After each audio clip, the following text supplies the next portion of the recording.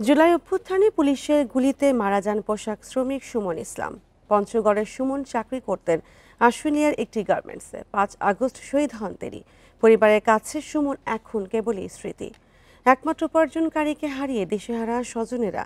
হত্যার ঘটনায় জড়িত সবাইকে আইনের আওতায় আনার দাবি তাদের। বান্ডেল থাকলে প্রতি সেনমানিতে টাকা বাঁচবে। বিকাশ সেনমানি বান্ডেল কিনে জিতুন প্রতি লেনদেনে। পঞ্চগড়ের বোদা উপজেলার সুমন ইসলাম ঢাকায় কাজ করতেন একটি পোশাক কারখানায়। বৃদ্ধ মা বাবা আর 3 বোনের মুখে হাসি ফোটানোর স্বপ্ন ছিল তার। তবে জুলাইয়ের ছাত্র জনতার গণ অভ্যুত্থানে 5 আগস্ট আশুলিয়া গুলিতে মারা যান তিনি। 3 দিন পর মরদেহ পায় পরিবার। বছর পেরিয়ে গেলেও এখনও প্রতিদিন গ্রামের পথের দিকে তাকিয়ে থাকেন সুমনের মা বাবা। একমাত্র উপার্জনকারীকে হারিয়ে দিশেহারা তারা। এখন আমার সংসার উনি মাত্র ছিল, উনি সংসার পরিচালক করত। এখন আমি মনে করি সে মরে নাই, সে আছে, এই গানটাই আমি থাকি।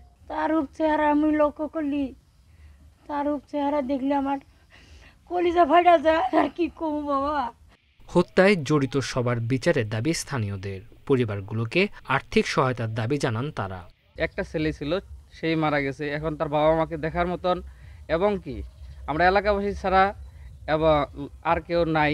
যখনই আমরা শহীদ সুমনের বাসায় যাই, তার পরিবারের খোঁজ করতে যাই, যখন তার সন্তানরা তার পিতার মুখের দিকে তাকায়, সত্যি নিজেকে আবার অপরাধী লাগে।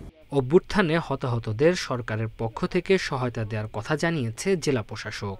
এছাড়া জুলাই শহীদ স্মৃতি ফাউন্ডেশন, জেলা প্রশাসন সহ বিভিন্ন সংগঠনের পক্ষ থেকেও সহায়তা করা হচ্ছে বলেও জানান তিনি। সুমনের পরিবার সহ বাকি সকল শহীদ পরিবারকে আমরা জেলা প্রশাসনের পক্ষ থেকে একাধিকবার আর্থিক প্রণোদনা প্রদান করেছি। এছাড়া মুক্তিযুদ্ধ বিষয়ক মন্ত্রণালয় থেকে এবং জুলাই শহীদ স্মৃতি ফাউন্ডেশন থেকে এই পরিবারগুলোকে আর্থিক প্রণোদনা প্রদান করা হয়েছে।